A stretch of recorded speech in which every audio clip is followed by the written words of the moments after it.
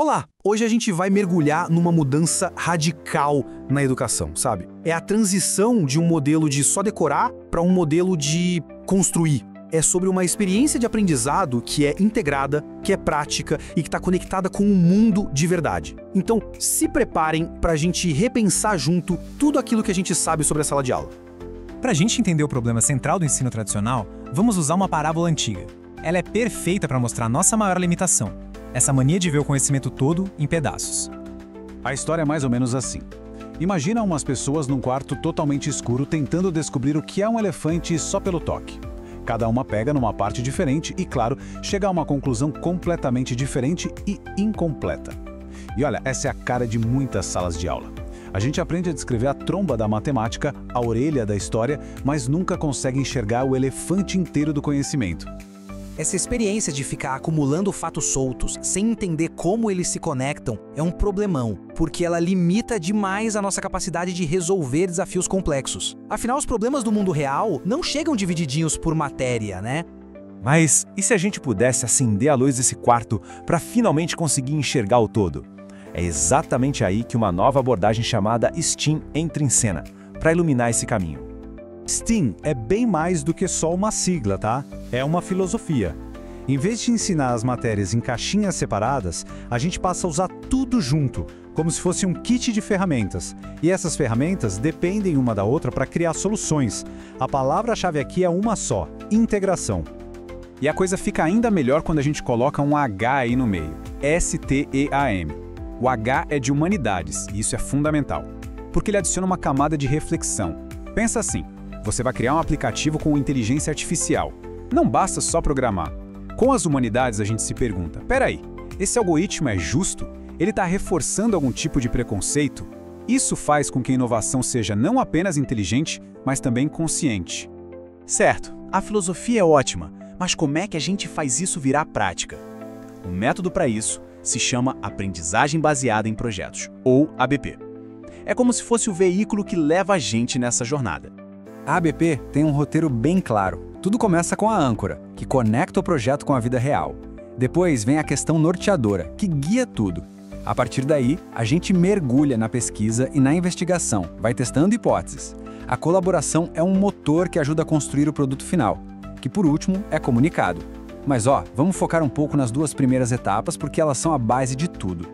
A âncora é o pontapé inicial. Não é um problema de mentirinha, de livro didático. É um desafio real, palpável. O lixo descartado do jeito errado no bairro, o consumo de água exagerado na escola. É isso que faz o aprendizado ter um porquê imediato. Logo depois da âncora, a gente formula a questão norteadora. E aqui está o pulo do gato. Não é uma pergunta com resposta pronta de certo ou errado. É um convite para explorar. Algo do tipo: de que jeitos a gente pode redesenhar a praça da nossa comunidade para que as pessoas interajam mais? Uma pergunta dessas exige pesquisa, criatividade e pensamento crítico. Bom, para executar projetos complexos assim, o planejamento tradicional simplesmente não dá conta. É preciso adotar uma lógica diferente, que vira o modelo convencional de cabeça para baixo para focar no que realmente importa. Olha só a diferença. Ensino tradicional pergunta: o que eu vou ensinar hoje? Já o planejamento reverso pergunta, no fim do caminho, o que o estudante precisa ser capaz de fazer e como cada passo que a gente der vai levar até lá. Uma pergunta é sobre o ensino, a outra é sobre a aprendizagem. E essa virada de chave muda o jogo completamente.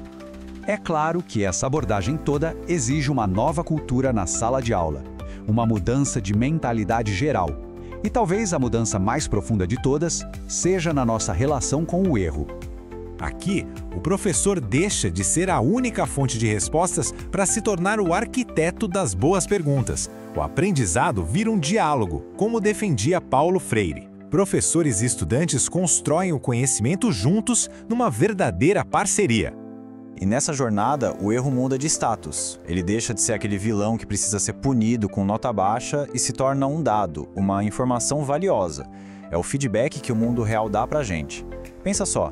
Nenhum cientista, nenhum inventor, nenhum artista chegou onde chegou sem abraçar o erro como parte essencial do processo. A teoria é muito bonita, a gente sabe. Mas é o impacto na vida real que prova que o método funciona.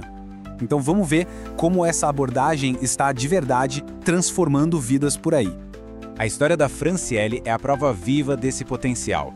Ela viu um problema local, pesquisou, fez protótipos e criou uma solução com impacto global. Ela não só aprendeu sobre ciência, ela fez ciência. Isso sim é aprender para transformar. E essa vontade de transformar é gigante. Dá uma olhada nesse número. Mais de 800 educadores do Brasil inteiro se inscreveram para um programa de formação chamado Liga STEAM. Sabe quantas vagas tinha? 50. Isso mostra o tamanho da demanda por essa mudança. E quem está na liderança dessa mudança?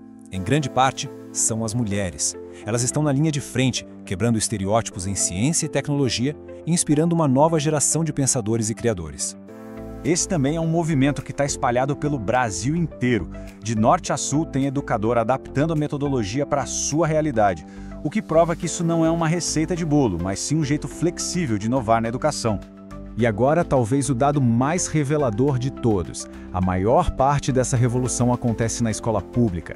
Isso mostra que a inovação não é um luxo, mas uma ferramenta poderosa para gerar equidade, impulsionada por gente muito comprometida com a mudança. No fim das contas, a mudança é essa.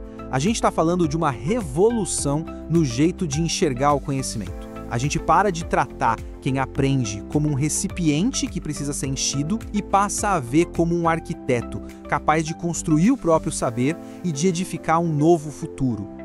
E essa pergunta que essa nova abordagem deixa pra gente.